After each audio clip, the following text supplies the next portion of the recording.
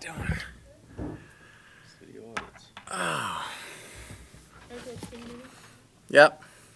Yeah, give me 1 second. All right, a little low. Yeah. There we go. Okay. Okay. First question will come from Rick Stroud. Hey, Todd, I know it's early and you'll probably have more tests, but how was Jalen McMillan doing last night? And have they given you sort of a best worst case scenario? I mean, is this something that they think could cost him the season opener in Atlanta? They haven't given me any scenario yet. They're still running tests on them, so we're going to wait till that come back, and then we'll see what it is.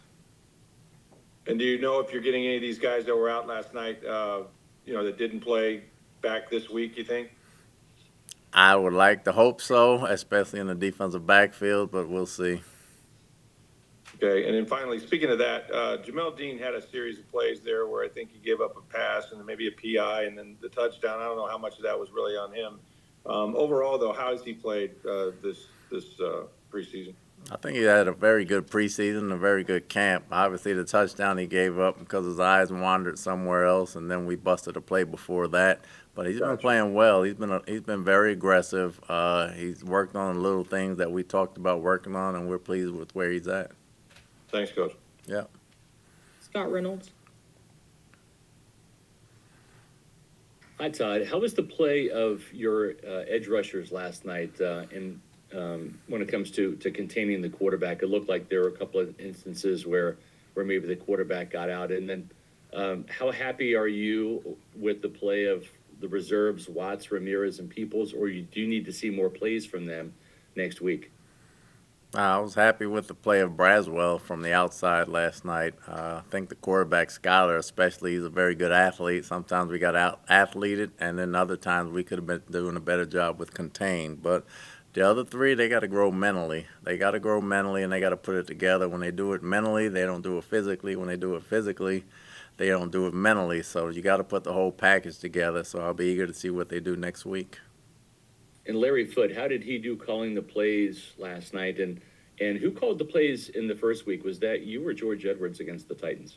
George called it against the Titans. He did a very good job. I thought Foote did a very good job last night of calling the plays. So both of them did a heck of a job there. They're different type of play callers, but you can see their effect on the ball game. Can you explain how they're different? Well, George has done it probably longer, so he's more philosophical from that standpoint.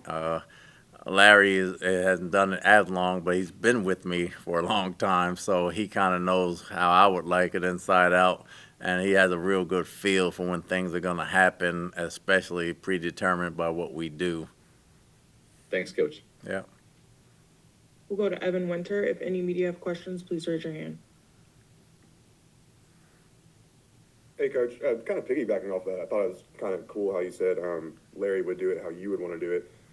That while obviously that's important, do you want them to kind of take that initiative to kind of do things their own way as well, as they navigate calling? I want them to do it their own way. That's why I got them calling it, because they see things different from me. So I want them to do it the way they see it, and we talk about it afterwards. I thought both of them did a heck of a job calling it how they saw the game and how they felt it.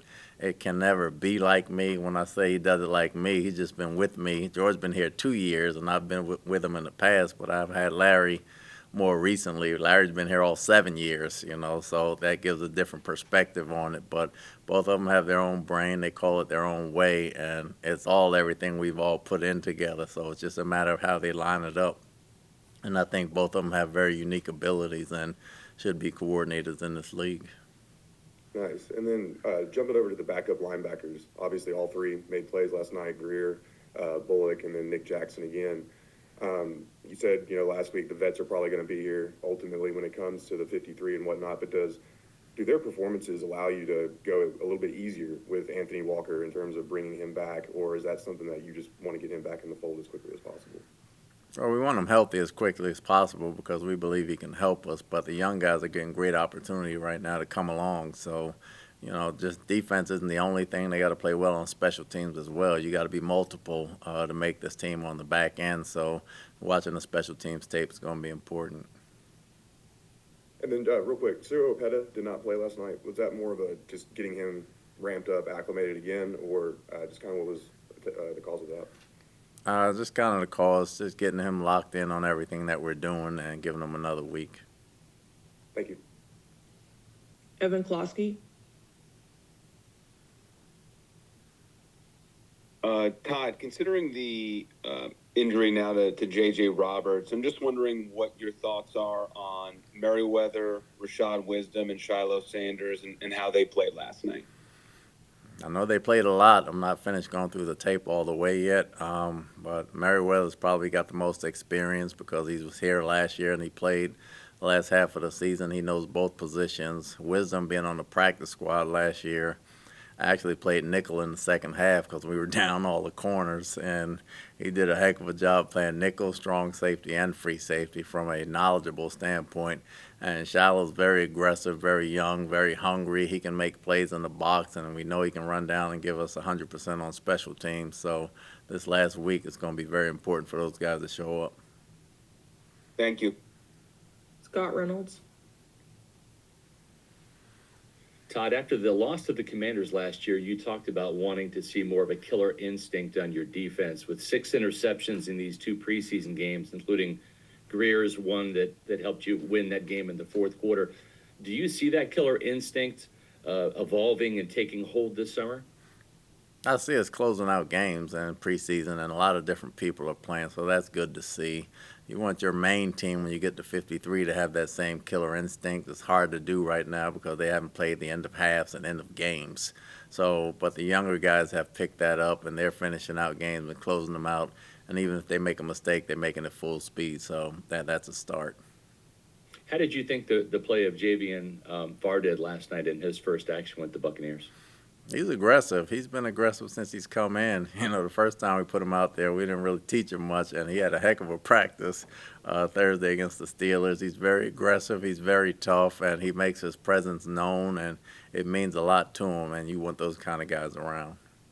And last question for you. How much behind the 8 ball is Benjamin Morrison, missing these 2 preseason games and missing several weeks of practice? I know you have high hopes for him. He's got a promising future, but how much of a setback is this missed time for him during his rookie season?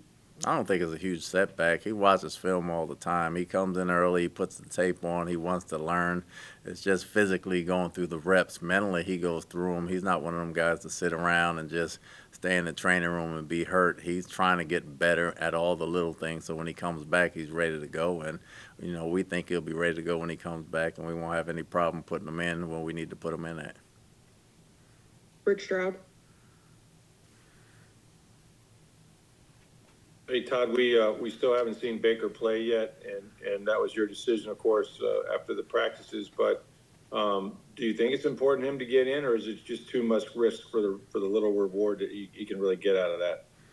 No, I'm not worried about the risk of it at all. The practice part of it, we really wanted to see him get a 2-minute drive in, and we got that in on Thursday. He would not have been in the game in 2 minutes in this situation last night anyway, so Yeah. he got tons of work in practice, and you do a lot more schematically in practice. They do as well as we do as well, and he got a lot of work and a lot of different looks from those guys, and he played a whole bunch in practice, and he did a heck of a job that way.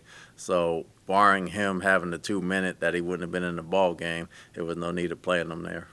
What about the third game? Yes, will play or no? No, we haven't discussed it yet, but typically I don't usually play starters for all 3 games, so we'll see. But he does not need to play to be ready for the season.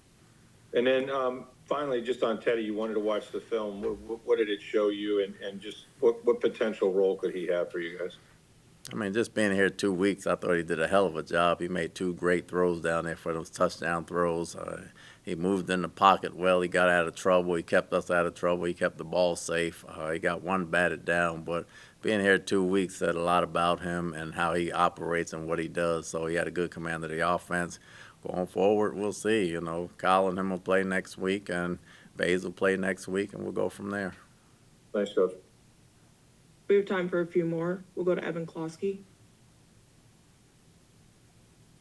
Todd, I know that Rick asked about Jalen at the start. Is there any update on Christian Isian and any sort of feeling moving forward with him, or does that also fall into the have to learn more, he's getting more tests sort of deal? All right, he's got sore obliques, but he'll get more tests and we'll see how sore they are. Okay, thank you. Last one from Evan Winter.